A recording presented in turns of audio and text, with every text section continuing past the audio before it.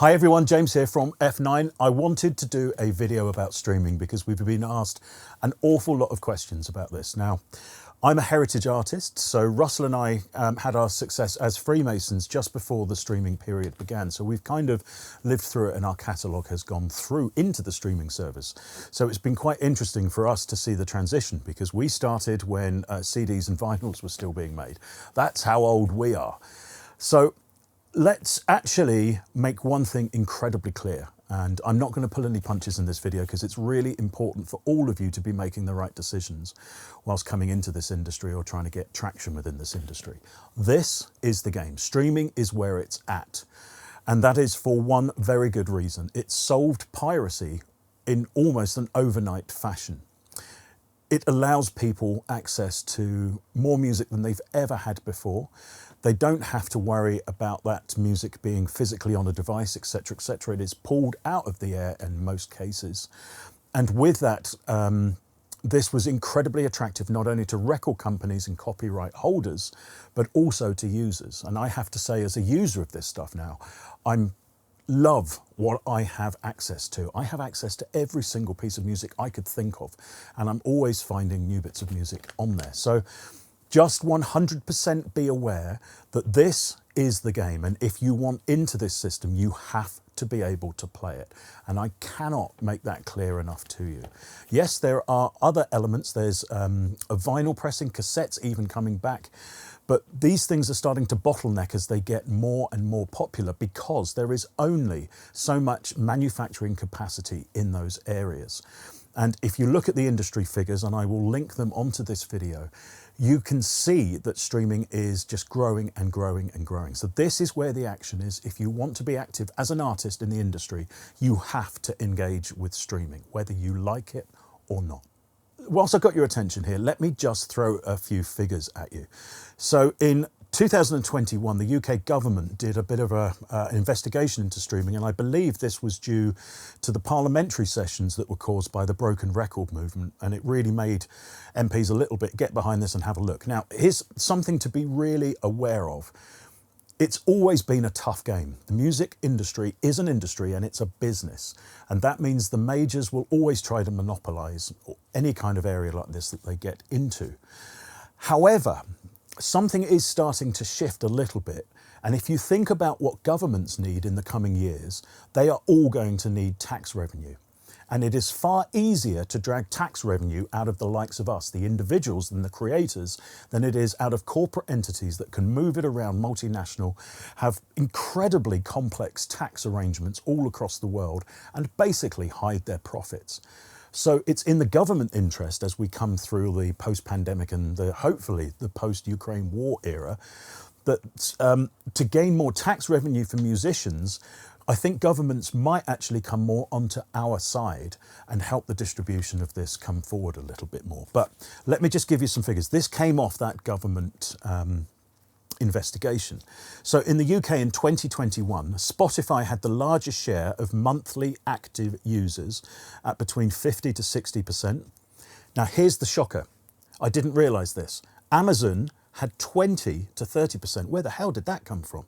Apple had 10 to 20%, SoundCloud had between 5 and 10%, and YouTube Music, I should say here, Deezer and Tidal each had 0 to 5%. And if you're wondering why there's there's a range for each one of those, it's because obviously throughout each month it will change slightly. So this is a kind of averaging of, or an aggregate look at the actual amount that's going through the different services.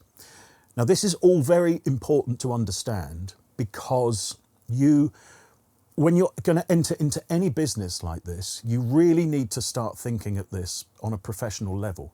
And I will explain why in a minute. So to have access to data like this is really important. It doesn't appear on interesting websites. It doesn't appear on websites that are gonna kind of, throw those silly headlines at you. But this data is really important to understand and to research.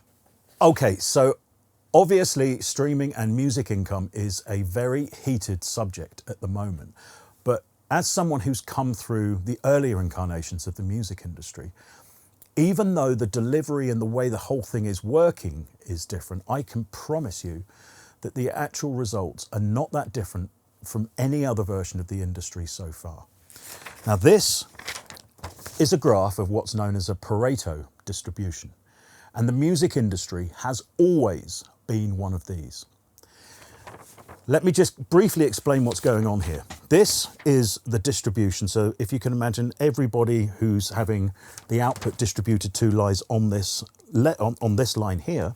And here is the actual amount that those are receiving. And as you can see, a very small band of people get an awful lot of the actual output. Now, this is where it gets interesting. It's a bit of a sweeping generalization, but this bit here is effectively the square root of that bit here. Now, okay, let's not bother too much about maths. Let me explain it to you in real figures. If, say, you have 100 people that a creative output is being distributed to, the bulk of it, 50% of it, will lie with the square root of those numbers. So in other words, 10 people get 50% of the output, where the other 90 people share the other 50%. And that's what creates these long curves. The industry has never been anything more than this. In fact, if you think of charts, this is always what happens in any kind of top 100 chart. But, and this is the crucial point, the moment you expand this and increase the number of divisions or the amount of distribution points on there, then it gets harder to reach that part up here where all of the real output is. So let's say we talked about 100 there, so the square root of 100 is 10, they get 50%. But if, say, that is 1,000,000, then 50% of it goes to 1,000 people, where the other 50% is shared between 999,000 people. And that's the kind of division that you're seeing now within streaming, and it's why everybody's getting upset. Now, you may think this is terribly, terribly unfair, but it appears everywhere. It is called a Pareto distribution after it's the guy who really discovered it, Alfredo Pareto, and this was in the 1800s, the late 1800s. And it has been shown to describe pretty much any industry like this that has a distribution network, a number of nodes on it. It's sometimes known as a power law or an 80-20 law, so you may have heard of that if you've done any kind of business course, etc., etc. It's not quite exactly as this, and I would 100% suggest you go and investigate this, because what's amazing about this type of distribution is that it seems to describe everything, including matter distribution in a space within a galaxy. It describes the amount of goals scored by all the professional footballers. So you've got Ronaldo up here, you've got goalkeepers down the bottom here. This pops up so frequently, it's almost like a fundamental law of distribution, and every single attempt human beings have made to flatten this curve ends up in some form of tyranny. Okay, so this is what it's going to be. And if you're one of the 999,000 trying to get up there, it's going to be complex. And here is the most important point about this video. You are entering the music industry at its most competitive point ever, because all of this stuff has been totally democratized in a level never seen before in its history. And also what's important to understand here is this is the first time in music industry history that it works on a performance-based model. And let me explain what I mean. So let's just go right back to the beginning of the music industry. And the very first incarnation of this was when people would write a piece of music, and then that would be replicated in sheet music form, printed out and actually sold. That was a retail model. Then we went all the way through the vinyl years, cassette years, CD years, and right up to the age of digital. Now, digital was a major turning point, but it was still a retail model. In other words, you wanted a piece of music, you had to go and buy it. This is now completely turned on its head. So if you think about, say, the 90s when CDs were at their peak, if someone went out and bought an album by an artist, it didn't actually matter then what happened to that CD. The person who bought it could listen to it 1 billion times and actually wear the damn CD out. Or they could lose it down the back of the sofa and it never get played. The same amount of money in a retail model always went back to the actual artist. And now it's completely turned on its head. What you are looking at is a performance system, and we only get paid if our tracks actually get listened to. And that is the biggest change in the music industry in its entire history. Now, there is a parallel to this, and that is this platform. This is YouTube. YouTube creators only get paid if their video is actually viewed. So as I say, it's just important, particularly if you come from my era, that you fully understand this enormous change. There's one other thing to be 100% aware of. Streaming is what is known as a winner-takes-all model. So that means this is the actual amount of distributable income, say a platform like Spotify has, and that is divided pro rata down between the actual number of streams. You do not get paid a set amount per stream. Okay, so this will change monthly depending on the entire use of the platform and what happens. So for example, if Drake, Adele, Rihanna, etc., Ed Sheeran put a brand new album out all in the same month, you are going to probably, as an independent creator, earn less that month because all of the plays will be up with those artists. And again, that's where that Pareto distribution comes in. So these are things to 100% be aware as you're going into this. Okay, so that's the structure. Now, how do we perform within it? Well, the first thing I'm going to say that given the number of people coming in, and from the figures that I was told the other day, I believe in this country, in the UK, there are 60,000 tracks a week going into the streaming services. So I need you to understand the gravity of that. And the best way to picture it is visually. Imagine Everton's football stadium, and imagine it being full of people with a USB stick waggling it in the air. That is the number of releases every single week in the UK, okay?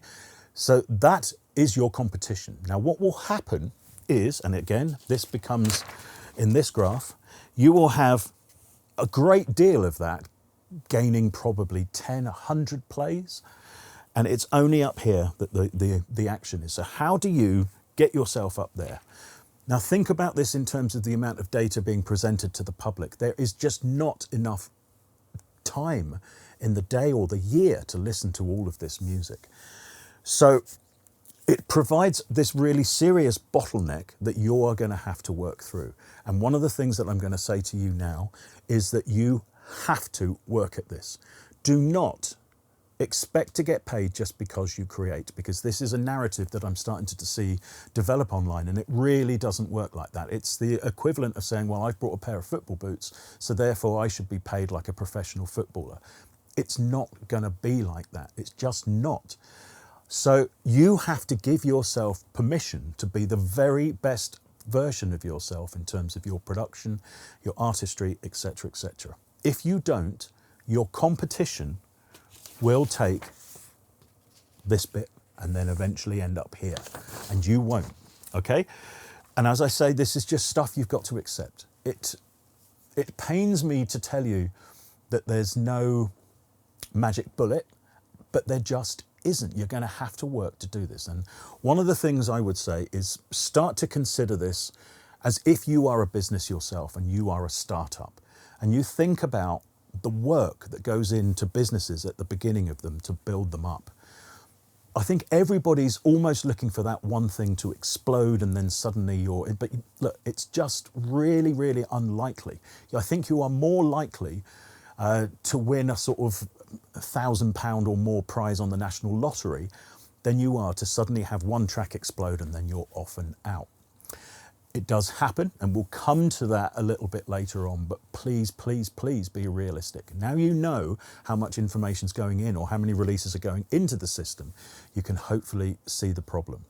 So you've got to be the best version of yourself, the music's got to be the best that it can be, and you've got to be prepared to put on a bit of a suit of armour and play this game, because if not, there is someone going to be snapping at your heels that will take your space.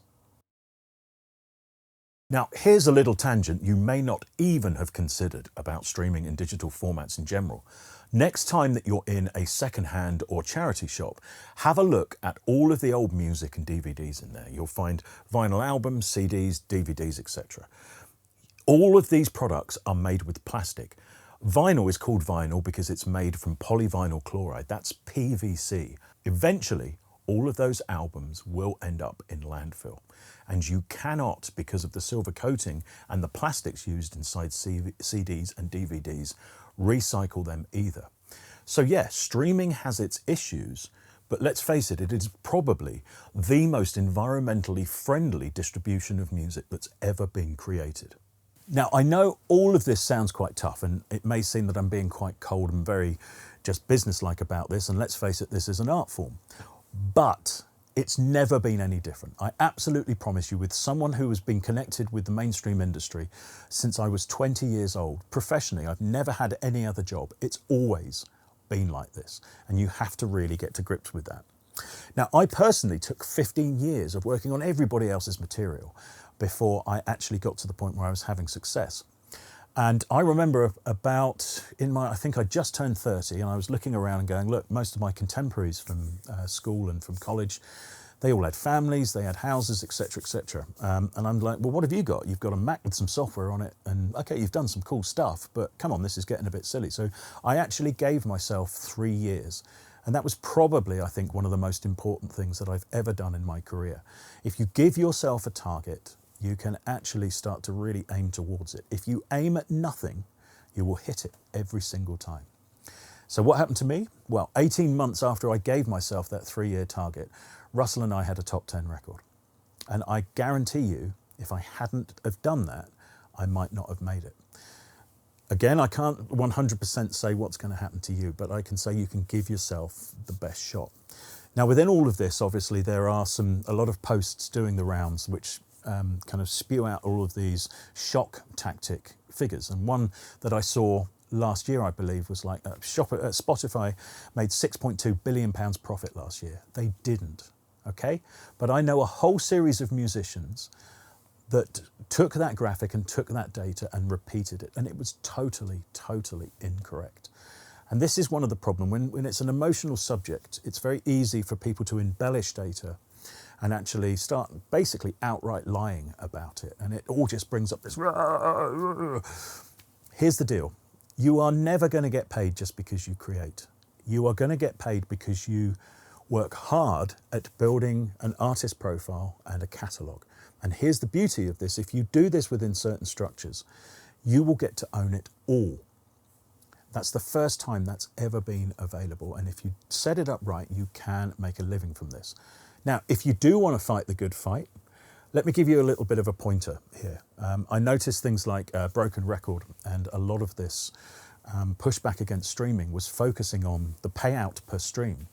And I don't think that's ever going to change more than 10%. Now, this video was recorded in 2022, and we're facing the biggest cost of living squeeze that there's ever been, and probably since the Great Depression. And that is going to hammer the subscription services throughout every single industry. And obviously, probably Spotify and Apple Music are going to get hit by that. So I would say potentially there's going to be, instead of it going up, instead of the amount per stream coming up, I guarantee you at some point they're going to say, look, we can't survive unless we drop it. However, as I say, if you want to fight the fight, there is something else that you might be missing. To my knowledge, and please correct me if you're from a major record label here and you have more data, every single month access fees are negotiated between the streaming services and the major labels. And these numbers are absolutely eye-wateringly high. And that's why if you walk into Sony Records now, if you walk into BMG, the offices look palatial. They are getting money every single month simply for access to their back catalogues. And the streaming services have to pay it because they can't exist without it. To my knowledge, there isn't a single indie label getting this. And what probably needs to happen is all of the indie labels need to come together with their aggregators and with their distributors and say, actually, we want to act as one, unionize, if you like, and say, we want some of that too. And then it can be distributed out pro rata. If that's true, and I have it on quite good authority that it is, this is one of the biggest swindles in music history. And it will be outed, and there will be a terrible furore, but then hopefully we can actually start to see a redistribution of some of this money. I just want to have a little tangent here to talk about some of the emotional effects of all of this complexity that we have in the modern industry. Because I do find that, and I'm hearing from people that are finding some of this a little bit overwhelming. If you're watching this, the chances are that you learnt how to use a DAW. And if you are in the process of making music, think about what you've actually managed to achieve, because these systems are not easy.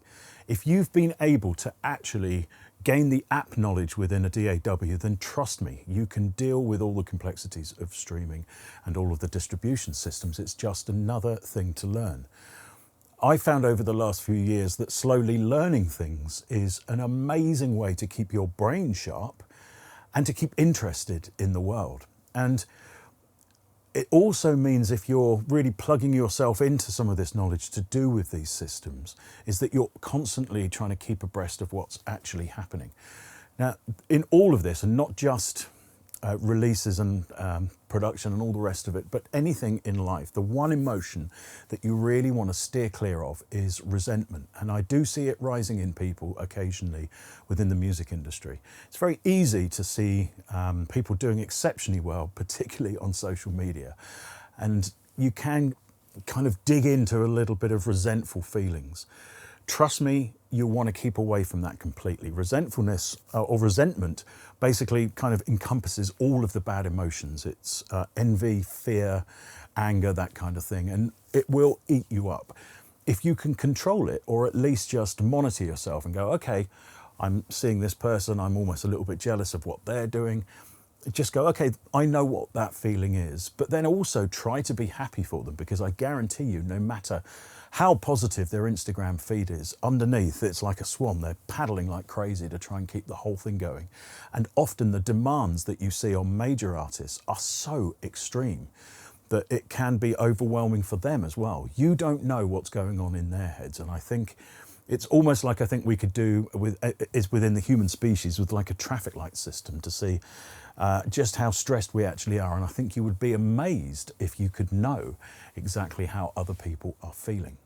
So just always monitor how you're dealing with the stresses of something like this, because please bear in mind, making music is supposed to be fun.